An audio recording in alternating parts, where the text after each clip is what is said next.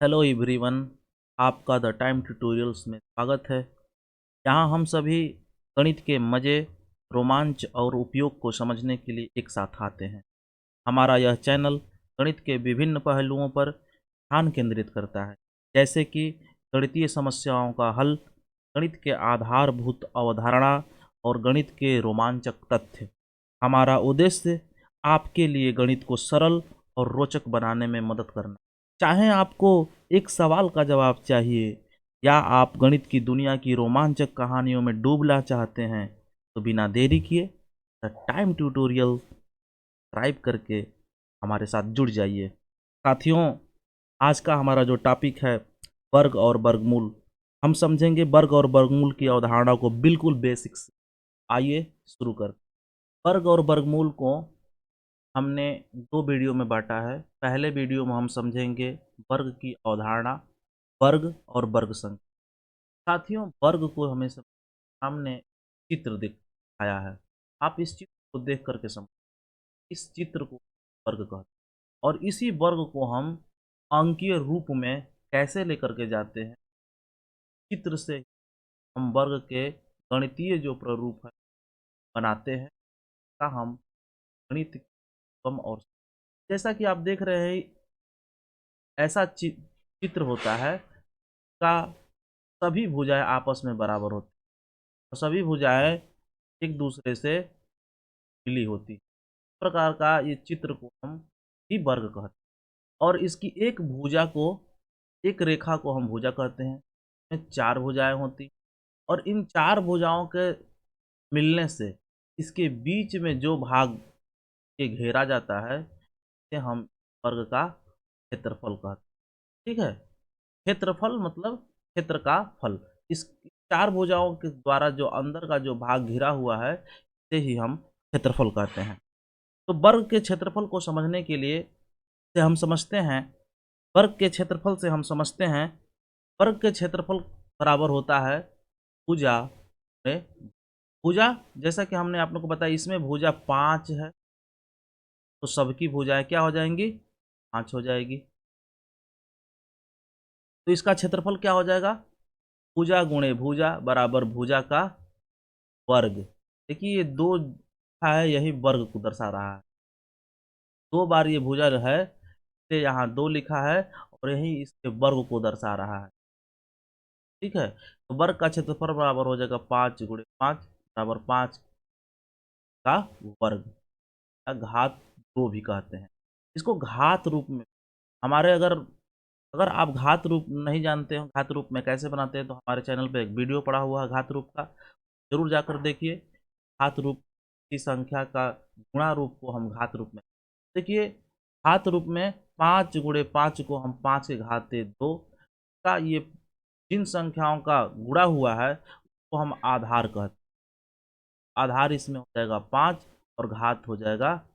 इस तरह से हम कह सकते हैं कि वर्ग किसी संख्या के घात दो को उस संख्या का वर्ग भी कहते हैं। जैसे चार है कोई संख्या, का घात दो है, तो हम चार का वर्ग, या अंग्रेजी में हम फोर स्क्वायर कहते हैं। बस इतनी सी बात है।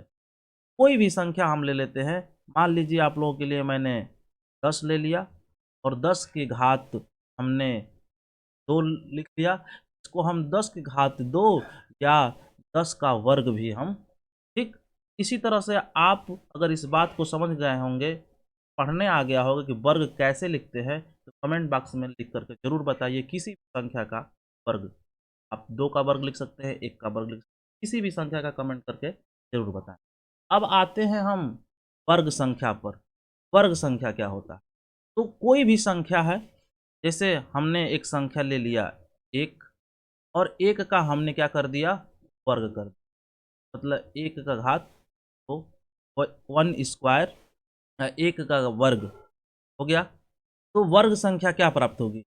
इसको हम लिख सकते हैं एक गुणे एक घात। तो एक जो ये संख्या प्राप्त हुई, ये एक क्या है? एक वर्ग संख्या। अब आइए एक और उदाहरण से हम कोई संख्या ले लिए, दूसरी संख्या ले लिए दो, तो हम दो का वर्ग बना देंगे। दो, दो का स्क्वायर। स्क्वायर को हर समय हम के आधार से हम छोटा लिखते हैं। ये घात को हम आधार से, ये आधार नीचे वाले को कहते हैं, घात कहते हैं। घात को हर समय हम छोटा लिखते हैं। तो इसको हम कहते हैं, इसको हम लिखेंगे 2 गुणे 2, अर्थात, तो आपने देखा 1 एक वर्ग संख्या है और 4 एक वर्ग संख्या है। अब आते हैं 3, और संख्या लेते हैं 3। 3 का हम वर्ग कर देंगे 3 स्क्वायर, और इसको हम वर्ग संख्या हम इसमें से प्राप्त करेंगे तो 3 गुणे 3 बराबर। तो हम ये क्यों बार बार कर रहे हैं, आप लोगों को हम ये बताने का प्रयास कर रहे हैं, एक एक वर्ग संख्या है, 4 भी एक वर्ग संख्या है, 9 एक वर्ग संख्या। तो वो कौन सी संख्या है जो वर्ग संख्या नहीं है? आप ध्यान से देखेंगे 1 और 4 के बीच में वो 2 और 3 ये वर्ग संख्या नहीं है। आपसे पूछा जा सकता है 1 और 4 के बीच में कितनी संख्याएं हैं जो वर्ग संख्या नहीं है। इस तरह से प्रश्न बन सकते हैं कि 1 और 4 के बीच में कौन सी संख्या है जो वर्ग संख्या नहीं है, चाहे 1 और 5 के बीच में कौन सी संख्या है जो वर्ग संख्या नहीं है। आप इस तरह से वर्ग निकाल करके या समझ करके आप उसका उत्तर, ठीक है। 4 और 9 के बीच में कौन कौन सी संख्या है जो वर्ग संख्या नहीं है? देखिए 5 है, 6 है, 7 है, 8 है। ये 4 संख्याएं हैं जो वर्ग संख्या नहीं है। तो आप कमेंट करके बताइए 4 का वर्ग कितना होगा और उसकी वर्ग संख्या क्या होगी। इस तरह से हम कह सकते हैं 1, 4 और 9 ये क्या है? वर्ग संख्या, या इसे हम पूर्ण वर्ग भी कहते हैं, पूर्ण वर्ग भी कहते हैं, पूर्ण वर्ग संख्या, ठीक है। तो बहुत तरह के दूसरा प्रश्न आपके से ये बन सकता है कि 1 से 10 के बीच में कितने पूर्ण वर्ग संख्या हैं?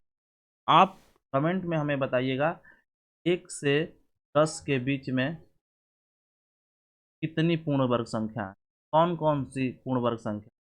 1 है कि 2 है कि 3 है कि 4 है कि 5 है कि, जरूर आप कमेंट करके बताएंगे अगर ये आपको समझ में आया। तो हमारा यह निष्कर्ष निकला कि किसी भी संख्या को उसी संख्या से गुणा करें तो गुणनफल से प्राप्त संख्या पूर्ण वर्ग संख्या। जैसे 5 गुणे इसी संख्या से गुणा करते हैं 5, जो संख्या इसके गुणनफल से प्राप्त होगी 5 गुणे 5 बराबर 25, तो 25 एक पूर्ण वर्ग संख्या, ठीक है।